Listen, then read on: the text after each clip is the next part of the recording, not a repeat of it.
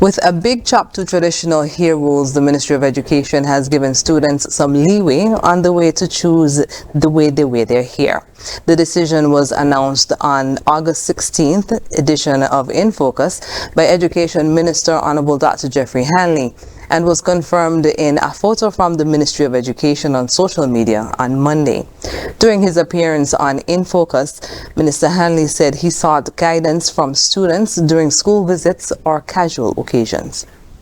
I had the opportunity on many occasions to interact with our students whenever I visited the school or had an engagement with them. Some would approach me first to ask me, when are you going to change, the hair policy, or when you're going to allow us to wear braids? And I would then engage and say, if that was to happen, what would your expectation be? And they gave you the idea of the length.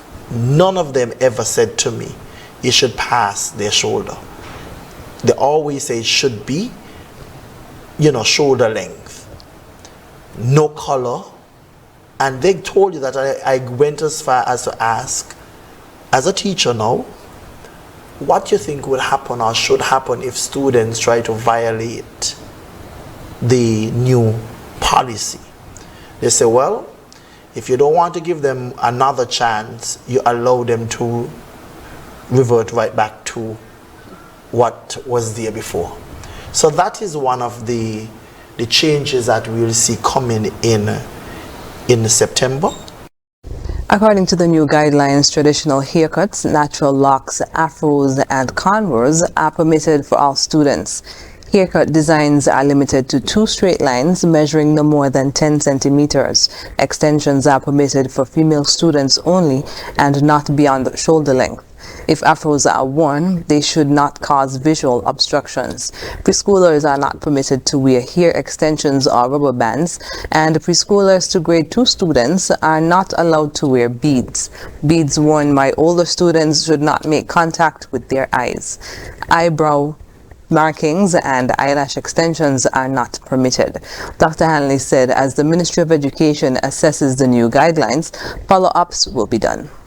It's a work in progress, because part of the plan that I saw from the committee is that after a few weeks of implementation, they're going to go back to the students in terms of a questionnaire, and of course the teachers as well, in terms of finding out if it is in fact working.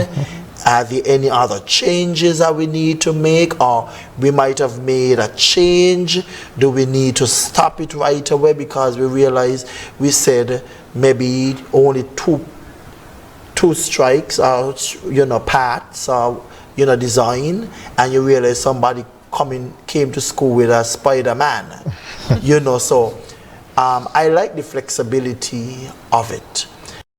For Minister Hanley, parents are most times the ones who insist on not following guidelines. He asked for their cooperation with these new rules.